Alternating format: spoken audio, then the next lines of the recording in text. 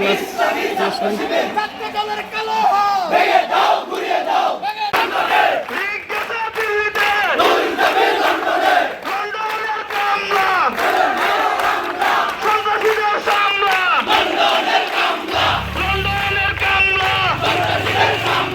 কিন্তু আপনাদের নেতা যিনি বাংলাদেশের বর্তমান প্রধানমন্ত্রী তিনি একটি শব্দ আমদানি করেছেন যার নাম হচ্ছে গুপ্ত। এই শব্দ তিনি কোথায় পেয়েছেন? আমাদের এটা প্রশ্ন, এই শব্দ তিনি কোথায় পেয়েছেন? আমরা মনে করি এই শব্দ তিনি সেখানেই পেয়েছেন বাংলাদেশে আসার কথা বললে যিনি বলতেন যে বাংলাদেশে যাওয়া কেবলমাত্র আমার পক্ষে সম্ভব নয়, বলতে হবে। আমরা মনে করি তার প্রেসক্রিপশনে আজকে একটি শব্দের আবিষ্কার করা হয়েছে, যে শব্দের নাম গুপ্ত।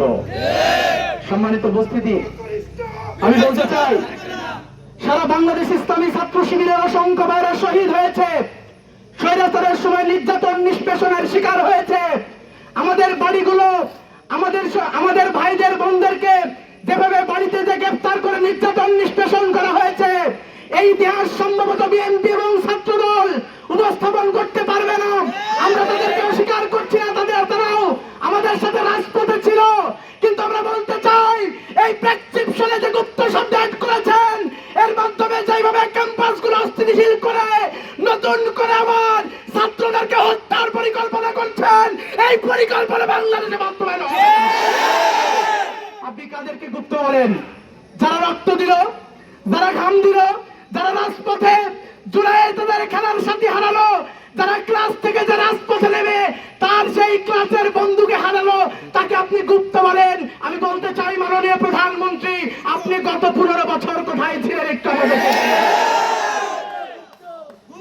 সম্মানিত ভাইরা আমার, আমরা বিদ্বেষের রাজনীতি করতে চাই না, আমরা কোনো হামলা মামলার রাজনীতি চাই না।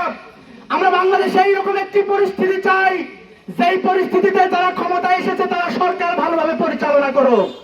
কিন্তু তারা যদি মনে করে আমাদের ভদ্রতা, আমাদের রাজনৈতিক সৌহার্দ্য, আমাদের সুন্দরভাবে বাংলাদেশ পরিচালনার এই মন মানসিকতাকে তারা যদি পুঁজি করে নতুন করে বাংলাদেশকে আবার অস্থিতিশীল করতে চায়, আমরা পরিষ্কার ভাষায় বলছি ক্যাম্পাসগুলো যে কাঁপুনি দিবে সেটা করতে করতে তারা প্রমাণ পাবে। দেখলাম ইঞ্জিনিয়ারিং এর মাধ্যমে একজন নতুন করে ক্ষমতায় আসেন, ক্ষমতায় এসে সংসদে চুপ করে বসে আছেন আর ওনার সন্ত্রাসীদেরকে বাংলার গ্রামগঞ্জ শহর বন্দরে সর্বত্র লেলিয়ে দিয়েছেন। সেই সন্ত্রাসীদের হামলায় শিক্ষার্থীরা আহত হচ্ছে, মেয়েরা আহত হচ্ছে, শিক্ষকরা লাঞ্ছিত হচ্ছে।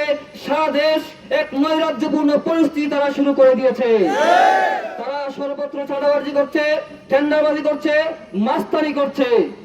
সংগ্রামী উপস্থিতি, আমরা তাদেরকে একটা কথা সুস্পষ্ট বলে দিতে চাই, 2026 কখনো 2010 সাল হবে না, 2026 2012 সাল হবে না, 2026 2016 সালও হবে না। এখন যতটা আঘাত আসবে তার পাল্টা আঘাত করা হবে, কোনো ভাইয়ের রক্ত খালি হাতে ফেরত দেওয়া হবে না।